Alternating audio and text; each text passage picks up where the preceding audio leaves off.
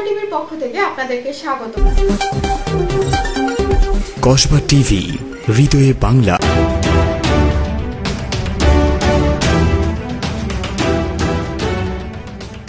শিরোনাম নিয়ে সাথে আছি আমি শারমিন আক্তার।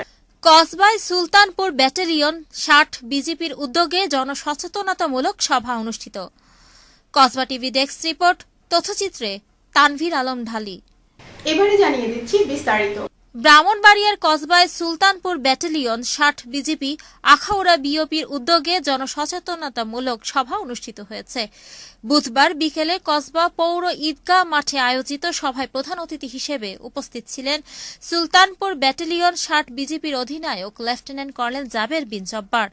এতে অন্যান্যদের মধ্যে উপস্থিত ও বক্তব্য রাখেন কসবা থানা officer in charge Mohammad Monir Hossain, officer in charge তদন্ত মোহাম্মদ বিল্লাল হোসেন, মোহাম্মদ ফরিদ উদ্দিন আহমেদ আমির, কসবা উপজেলা জামায়াতে ইসলাম, আলামিন সরকার, সাবেক সাধারণ সম্পাদক জামায়াতে ইসলাম কসবা উপজেলা শাখা, মোহাম্মদ শাহিন, কসবা পৌর বিএনপির সাবেক সভাপতি, আশিকুর রহমান, বাইক ইউপি সদস্য, মোহাম্মদ হাসান মোহাম্মদ শিক্ষার্থী, কসবা জামায়াতে ইসলামী কসবা শাখার সাধারণ সম্পাদক শিবলি নোমানি, কায়েকপুর ইউনিয়ন বিএনপির সভাপতি মোখলেসুর রহমান সহ অন্যান্যরা।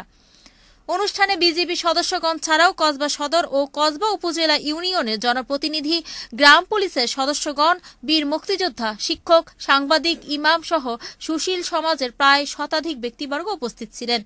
এ সময় সীমান্ত এলাকার চোরাচালান, মাদক, মানব পাচার সহ নানা রকম সমস্যার কথা বিজেপি নিকট তুলে ধরেন তারা।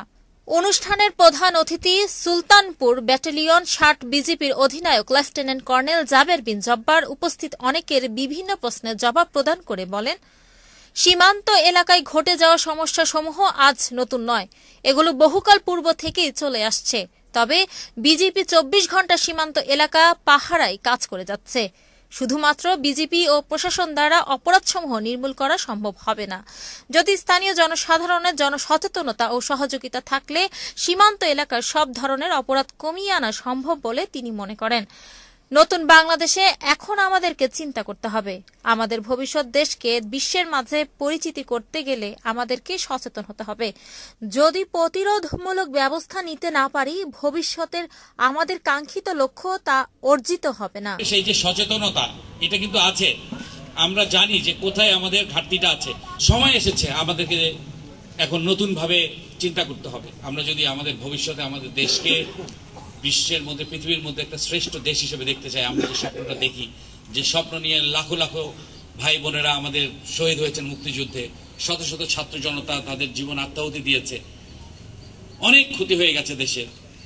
তো এখন আমাদের এই যে নতুন স্বপ্নকে করতে গেলে আমাদের সমাজের প্রত্যেককে সচেতন হতে হবে। এতক্ষণ ধরে কসবা টিভির সাথে থাকার জন্য আপনাদেরকে ধন্যবাদ। কসবা টিভিকে লাইক, শেয়ার এবং সাবস্ক্রাইব করে পাশে থাকুন। আল্লাহ হাফেজ।